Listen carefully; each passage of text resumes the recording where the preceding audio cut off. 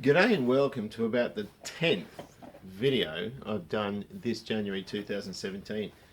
Normally I do sort of, I don't know, maybe one every 2 or 3 weeks or so and upload them because I don't always get a lot of time just to hang out in here, but it's the end of the summer holidays. I'm a school teacher, I go back to work on Monday, and so I've just been sort of cramming them in to get them through before I go back to work. And I'm getting a bit of flack because I'm restoring a Ford and I can't afford to do any more on it. The wiring and all the stuff I'm doing on the Plymouth is all really cheap stuff, so I can get it sort of out of the way.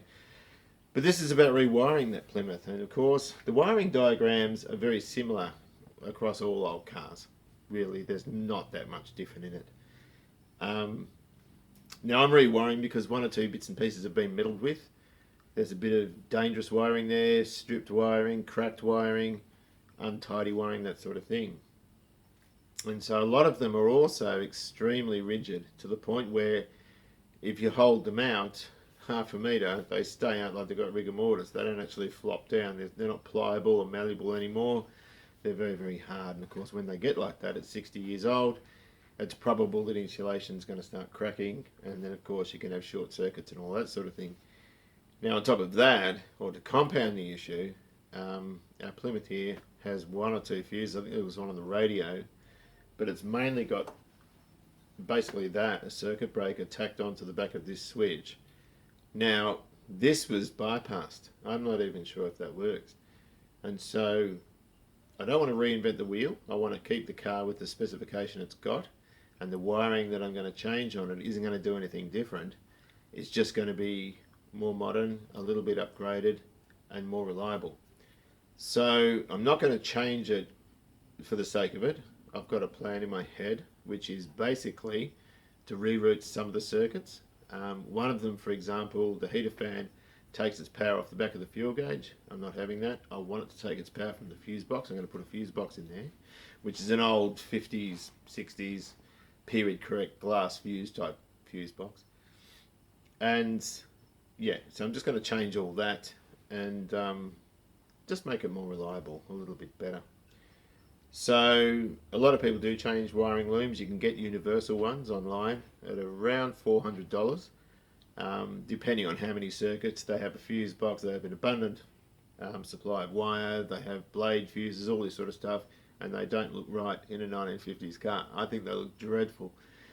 But you can go and get a custom one done, which will look period correct. There's a bloke not far from here that makes them. Even the fabric coated insulators like the English cars used to use, his work is absolutely beautiful, but you'll pay a minimum of $800. I want to get out of this for about $80. Don't know if I will.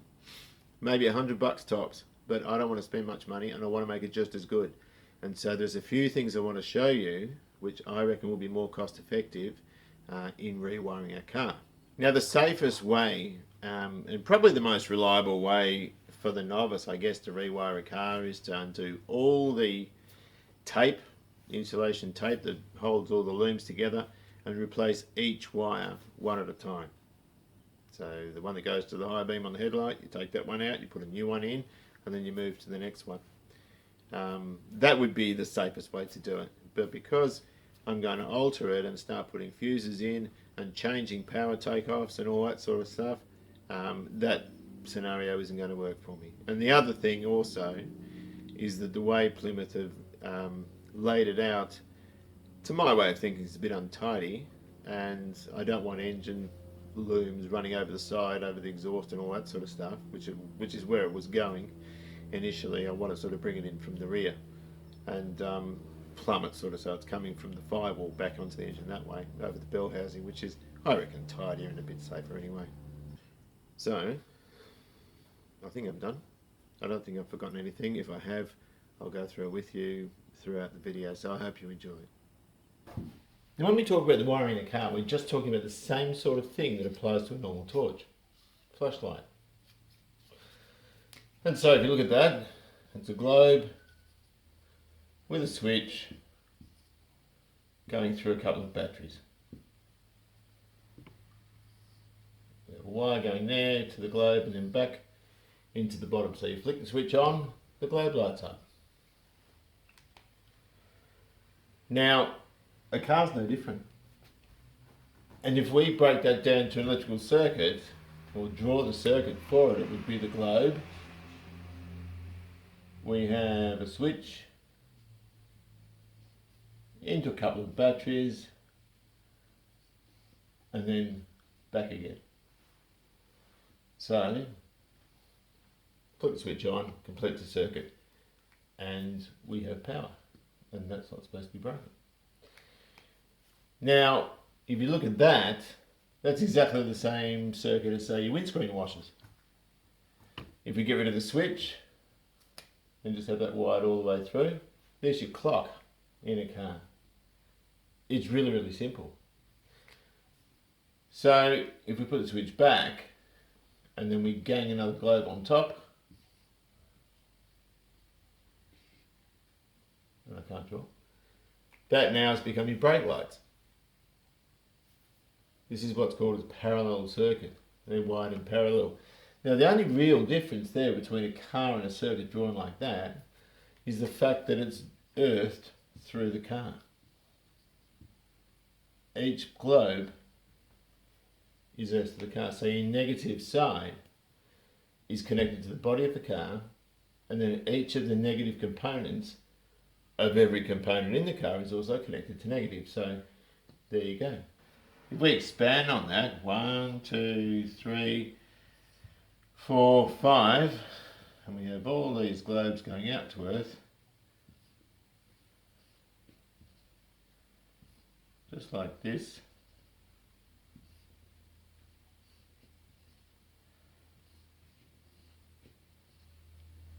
And connect them all up, put a switch on. That's your Parker circuit. So, front 2 Parkers, rear 2 Parkers, number plate line. That's all there is to it. Now some globes are a bit different. So some globes have 2 elements contained within the same globe.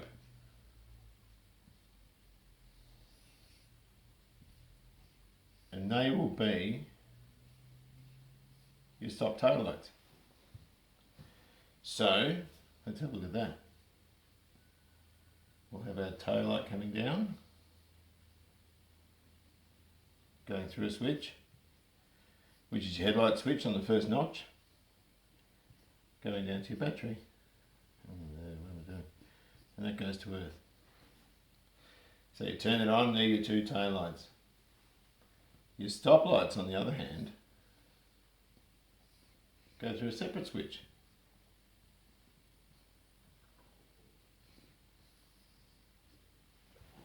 So, you turn your headlights on, your tail lights come on, you press your foot on the brake, your spotlights come on, your stop lights come on. It's just a matter of interpreting what the schematic's saying and putting it into a real life situation. Now I've ramped it up a bit, but still, it's not too hard to understand. Here, your headlights.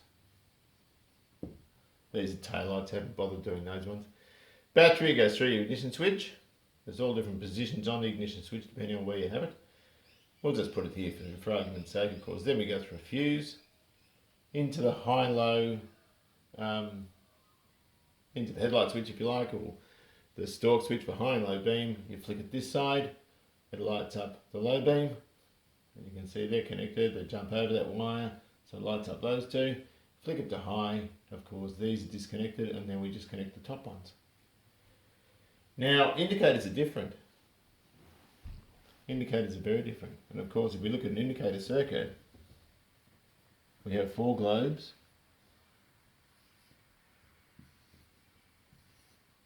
We have the front of the car, and of course we have the left and the right. Now again, they're just all globes that are earthed. Everything is earthed. Oh, I'm on a funny angle.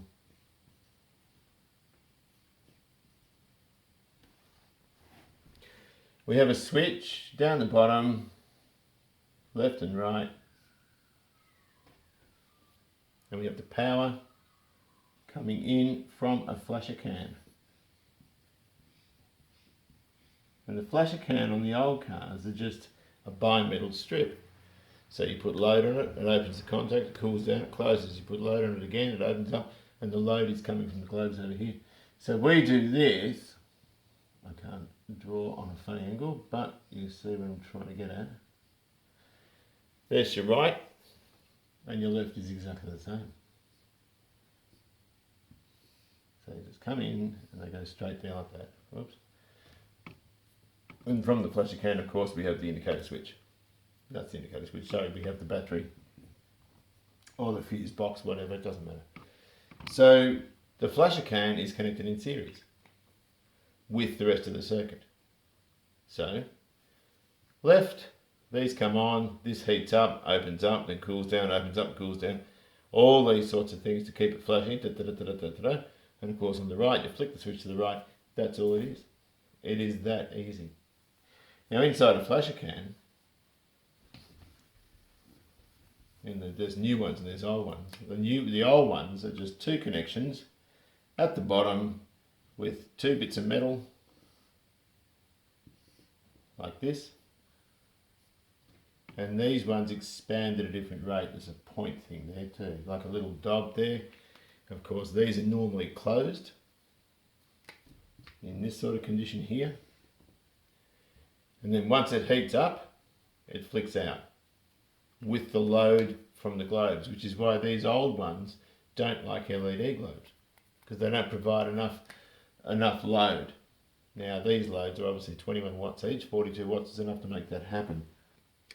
So before you purchase any piece of wire, any electrical goods, anything, you need to do a little bit of maths. You need to work out exactly what it is you're asking the wiring to do, or what load you're going to put through it. And of course, when you buy wiring loom kits, you're paying something like $800 to $1,000 depending on what sort of car it is. But the one we're interested in is P equals VI. Now if you don't like maths, get someone to do it for you, because it's most important you do this. Power is watts, V is volts, I is amps or current. So if you have trouble with this sort of thing, you can arrange it in a triangle. I think I've explained this on another video, I'm not sure. So to work out power, it's voltage times current. Voltage is power over current, and to work out current is power over voltage. So in a car, we normally know two of those variables. We know we've got 12 volts. Really, it's 13.6 or something. And so, for example, if you're selecting wiring for headlights and you've got two 55, 60 sealed beams or whatever you've got, halogen globes, they're only on one at a time, depending on whether it's high and low. So if we pick 60, we've got 120 watts on high beam just for those two. So of course, if we want to know how many amps that is, we just go to the power, which is 120, divided by the voltage, which is 12, 10 amps. So we wouldn't use 10 amp cable for that. It'd work, but a long length of 10 amp cable with these two hanging off it is going to get warm. It'll lose a little bit of its power through heat. And so you'd use a 15 amp or even a 20 amp cable there, and that way you're safeguarded. Now, this isn't just important to headlights, it's taillights too, and so of course, parkers, everything. Now I normally wire everything just with 15 amp cable, but it's important to do that. You must do it when you're wiring your car up, because that way you're not going to make a costly mistake. And it's also very easy to do. Now some things won't have a wattage written on them. Globes always have the wattage written on the base. Some things such as heater fans and so forth won't. So if you've got your heater fan here and you've got a little motor there and two wires coming out, you need to break the circuit and put an ammeter in there. And that will tell you how much it's drawing and therefore what wire is safe to use with it. So for this exercise you're going to need some hand tools, side cutters, screwdrivers. Don't use crimps, these are crimp type terminals. I just use them to crimp just the steel part before I solder them. Trailer wiring, get 15 amp trailer wiring, lots of different coloured conductors there. There's 4 meters there, that was around $30. A couple of other bits of hookup wire that I had before. Heat shrink tubing, electrical tape of course. They're the terminals I mentioned. These are old ones I had, but with heat shrink tubing that might be the way to go. Roll of masking tape and a pen. That'll tell you where you've been and what the wires do when you read the schematics. Of course, a flashlight to see underneath the dash and so forth, or some sort of work light, soldering iron solder. And don't forget the obligatory wiring diagrams.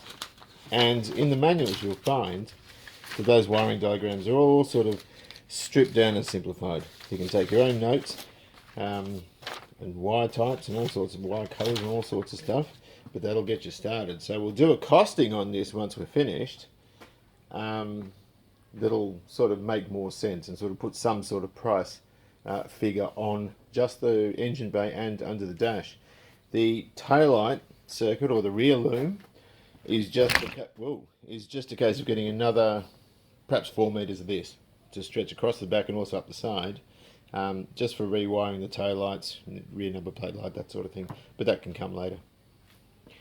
Now if you're anything like me and you're about to mess with stuff, you might need a few other things. Of course, we've got a test light here. I'm very clumsy and I drop things, so I've got a magnet, more tools. Little alligator clip lead, so I can power up little bits of circuit and so forth to see that things are working as I'm doing the job. This car that we're doing today has these type of seal beams, which are horrible. They're the ones that have the Parker light coming in from the back.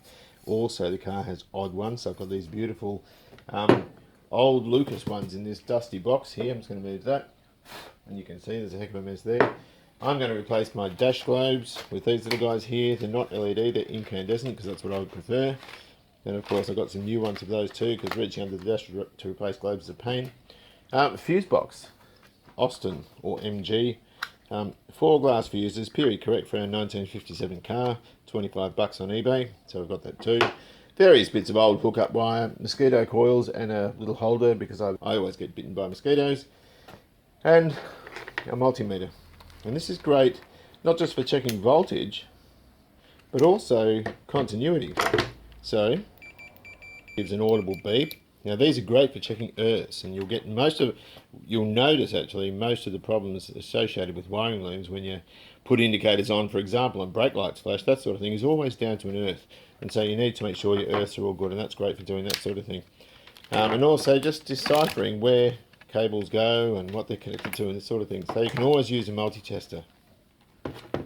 And the obligatory cup of tea. Do not drink alcohol, beer or wine or anything like that, and no pictures of nude individuals on calendars on the wall, because that will divert your attention as well.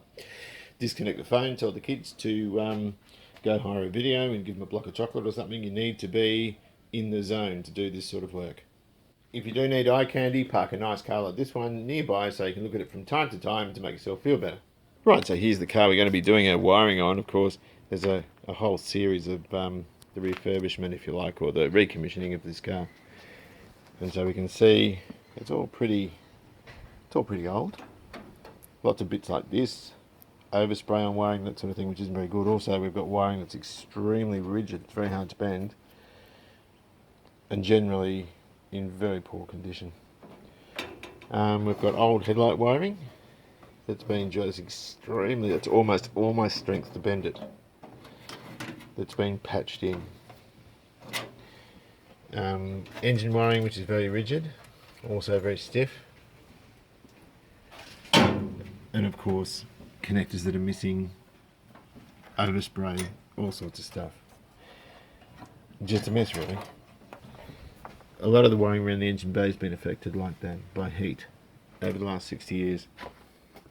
Moving in, let's turn that around, behind our dashboard. A lot of this is alright. Some of it feels fairly supple. We have a connecting block down there, you can see.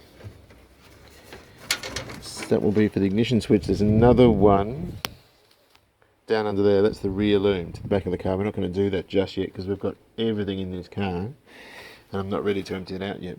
So the first thing to do is to plan what we're going to do. Now in the standard car, Plymouth decided to run the generator wiring over the engine like that, which I want to stay away from. It doesn't look tidy. Of course we do have an oil pressure sender down there, or a switch I should say, and a temperature sender here. I thought that was loose. And of course multiple bound looms. One will go down to the transmission for the neutral start switch, One of them is redundant, there's a single one going down here for the same thing. And of course we've got things like this, which is a secondary loom for the engine bay, the coil wiring and sender wiring. It looks trashy. And so what I'm going to do, we've also got bare wires here because the plastic's fallen off. What I want to do is have one loom coming out, and I can secure it down here to these sorts of points.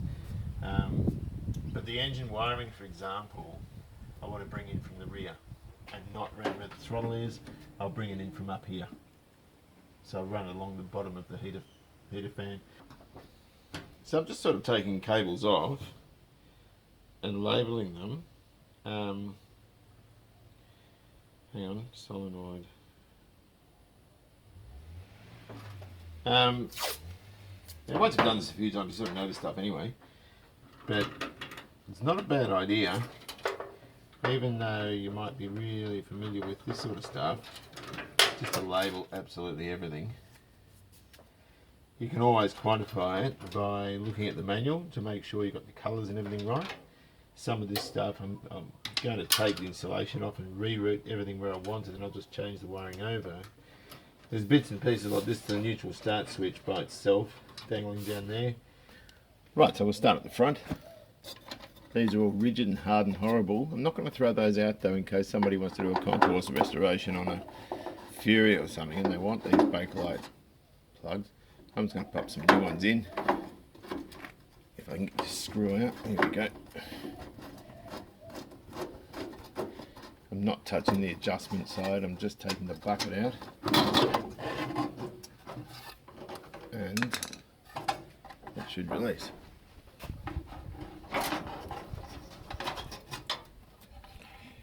You can see here, there's the wiring as it's been modified and sort of new wiring put on, but the old one remains, so we'll take that out.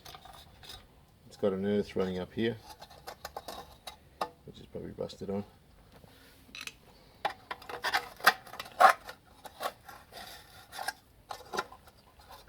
Yeah, that's past it. And we'll do the same on this side.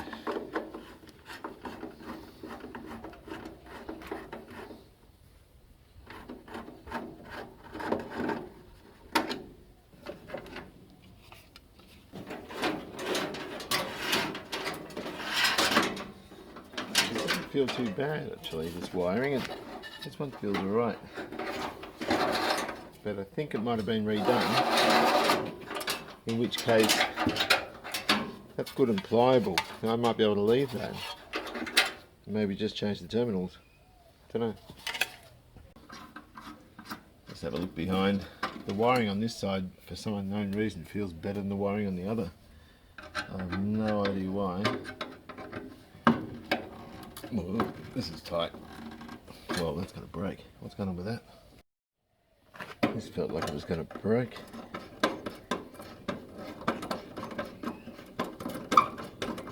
Just work a bit of CRC in there, she'll be right. Okay, we got it.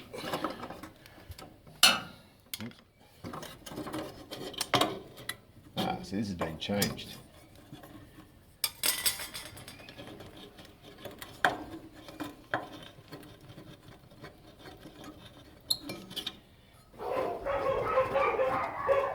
Bloody dog's barking.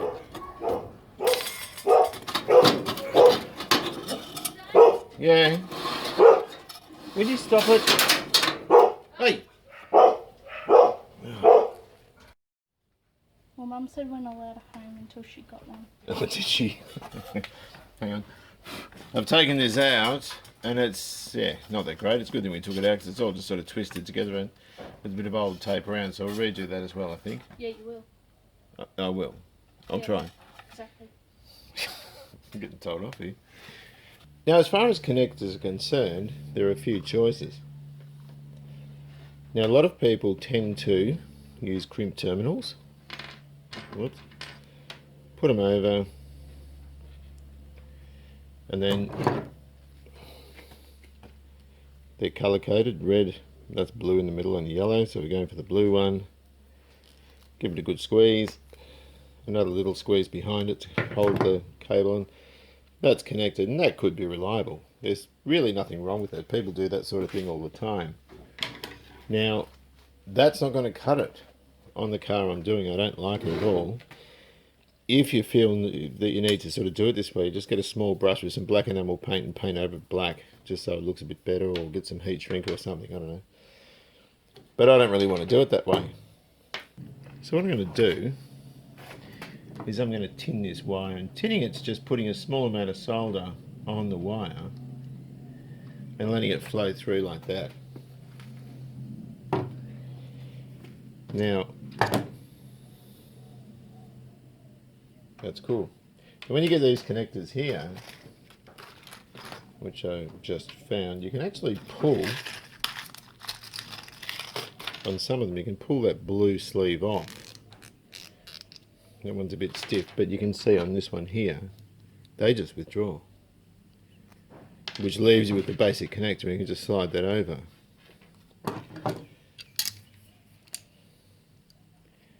Give it a squeeze. And straight off the bat, that's better. Now, to safeguard that, I'm going to drop more solder on it in the hope, or in the, to let it flow throughout the connector, and it'll also heat up what's inside and make for a really good connection. Of course, once that's been achieved, that one's a little bit long, could have cut it shorter. Just get rid of that. We can whack some heat shrink on.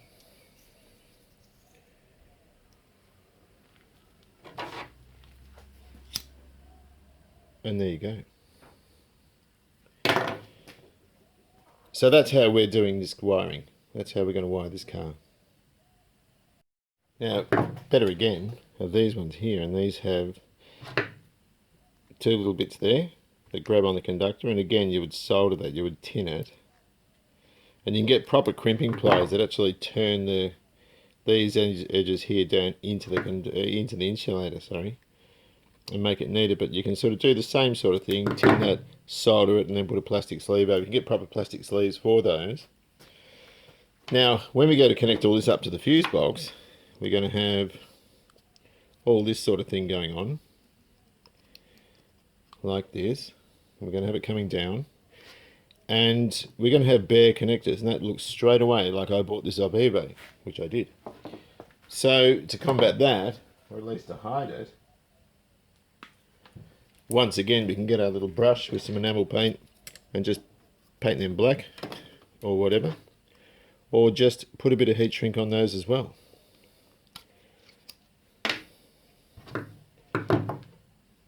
I'm losing everything. Here we go.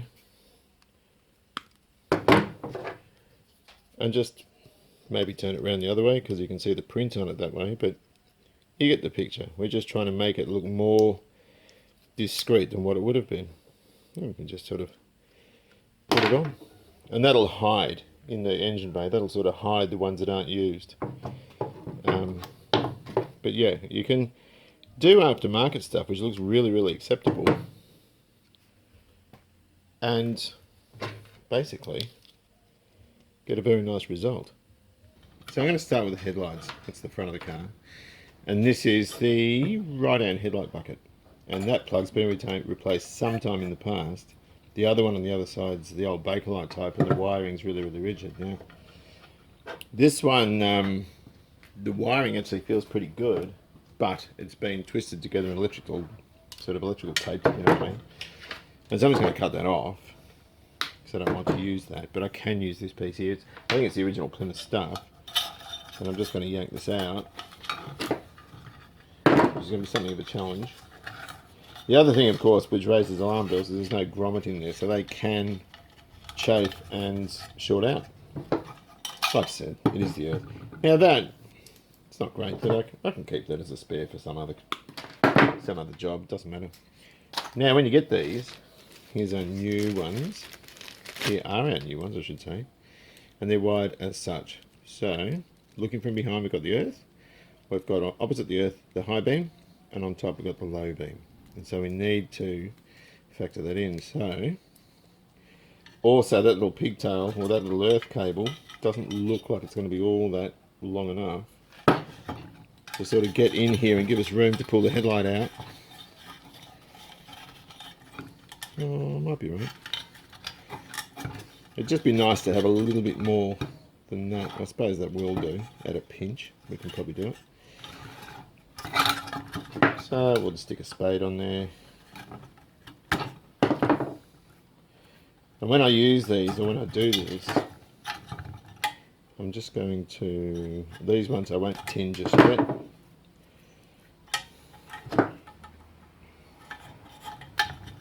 You can use proper wire strippers, I just use sideys because I like them. And they're going to feed out through the bottom. Now, what we should also do is put a grommet in. And I reckon one of these, and we'll just hit that with a wad punch and poke the wiring through. Someone asked if there was bird poo all over my workbench. It's actually just white paint. You can buy these with proper holes in them, like proper cable grommets, but I only want a small hole, so I bought the solid ones. Oh, did that even go through? And that just gives us a neat little hole. So we can then stop what we're doing and have some more tea. And get it through. This is supposed to be 11/16 one, so it's going to be quite tight. And it's just better. You never see this. I'll never see this again, hopefully, because I don't want to have to start pulling the car apart. And we can put it through, and Bob's your uncle, as us Aussies used to say many years ago. I don't think anyone uses that term anymore. And that's well protected now. So I'll just wrap a bit of electrical tape there once I've soldered these other bits on. And I've just got to try and remember which colour was low and which was high. I can't bloody see. So the one with the black trace is the low, the solid red's the high. So let's go here. So just get a bit of heat shrink. This is the red stuff. I'm saving all the black. I've only got a small amount of heat shrink tubing. And I'm saving the black from the engine bay. And I'm just going to go red to red and black to the red with black trace and just twist them together. Like that. And then solder them up. And I've got the wrong glasses on, so if I start soldering my fingers, you know I couldn't see what I was doing. Yeah, what are we doing?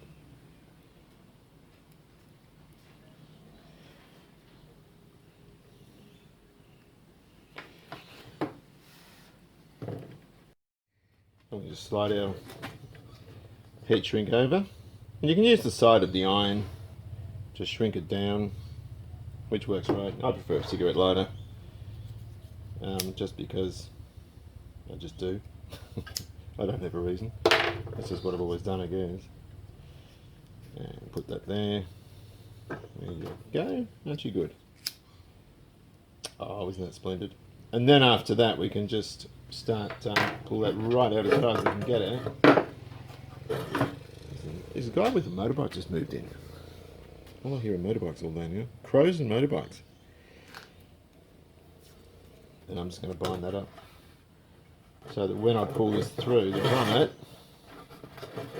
it's all good. We have enough flex to mount our light, and we have a reliable joint, which is cool. So I'm just stripping this plastic off, the insulation off this trailer wiring. I'm just sort of running a blade along like this, and then it'll all just sort of pull out. I'm probably out of frame now, but that way I can just have rolls of the wire I want in all those colours. Okay, run it again. So I'll just stick it back in the vise and do it all over again. And this is the part that takes the most time, just sort of unravelling each conductor, because it's sort of twisted inside the sheath. And then at least I've got all the wire I need. Right, now the reason I strip all the insulation off the trailer wire, hang on, I'm just finishing a rather nice banana smoothie. The reason I strip it all off is because it's all 15 amp cable. It's going to yield 28 meters, so there's a 7 core or 7 different colors at a 4 meter length. And that 4 meter length costs $34.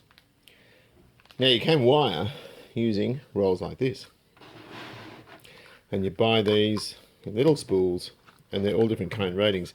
This looks the same thickness as that. The red, that's a nicer red. It looks more period correct for the car than this. This was almost pink, scarlety sort of colour. But you'll find, even though it's the same sort of outside size, the conductor's a lot smaller. This is rated 15 amps, that's rated 10. Now you can get 15 amp aftermarket, but it's huge, it's fat.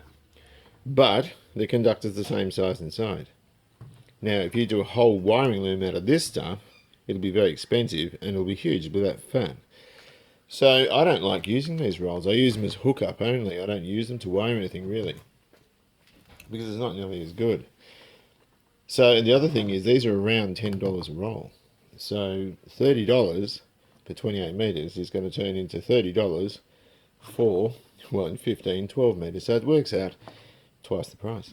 So a bit of a no-brainer really. Right, we've got this one soldered in.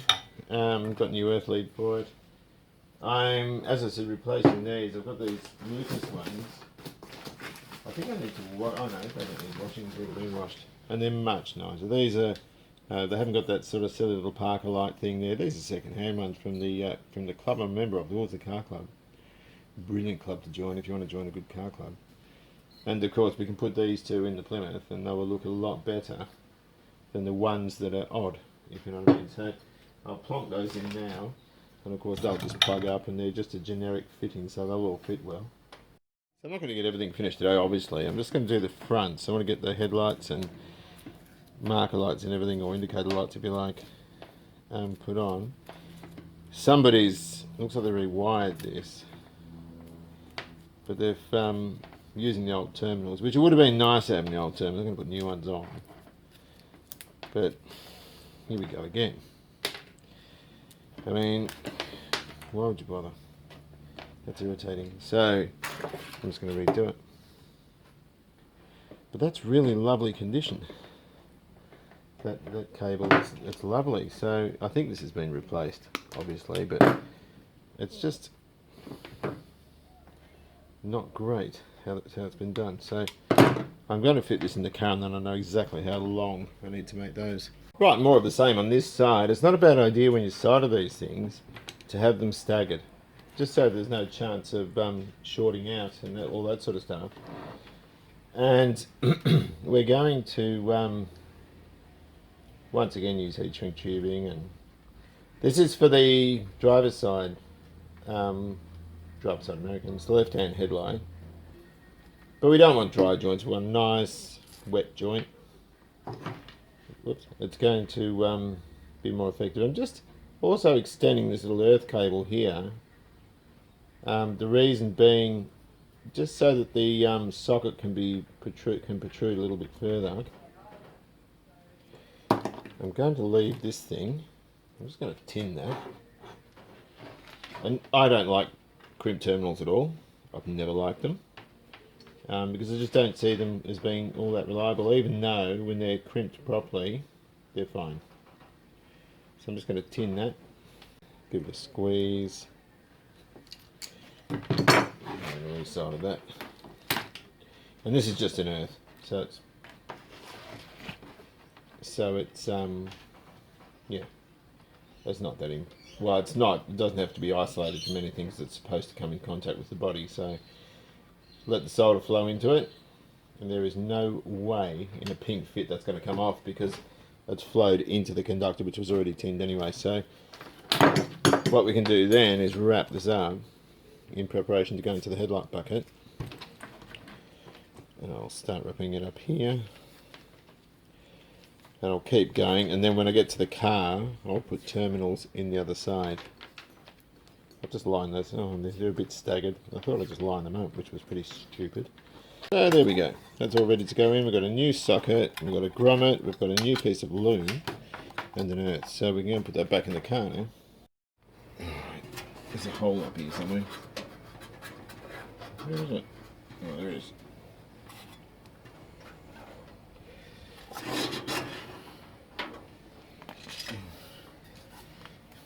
You should use one of these. They're really good. What? The well, actually, it's probably the same camera as you use. Here we go. Oh, there's a fly. Okay. There we go. Always have seal beam at the bottom, and we can pop our ring back on if I can get how it goes. These only go one way, so it's really easy to get them wrong. That's right, I think. No, that's wrong. They're staggered. The actual pattern on them is staggered. That's right there. That's cool. Alright. You've got to kind of hold them to start the screws. Where's that one? I got my head against the camera here. Oh, there we go. I'm just going to cut those off there. And I'm going to just put terminals and heat shrink on here. I'll tin that first. And then we can connect it up, and then when we stick voltage in here, this is the great thing about this. It's original Plymouth kit, and I wanted to leave it because it's great for diagnosis. So I mean, if headlights aren't working, we can just check here with a test light. But not just that, it's period for the car, it's period correct. So I'm going to put those on. They gang on top of these ones here, which are the other side headlights. And then of course we've got the other Parker and the indicator. So the Parker will gang on there, and the two, the right and left indicators will go there. So that's what that's for. It's purely front lights. Yeah, but that's Half the reason I've got no room is I've got too much stuff here, too many cars. That's not always a good thing, is it? Just ask your mum. You're doing extremely dangerous thing. No, that's... Oh, the most you can do with this is burn yourself. There's no electricity coming out of these cables, so I've not connected them yet. I don't know. So you like your horses. I love this stuff. Yeah. What I love about not liking this stuff is that I don't have to like burn myself and stuff. Yeah, but you can fall off a horse.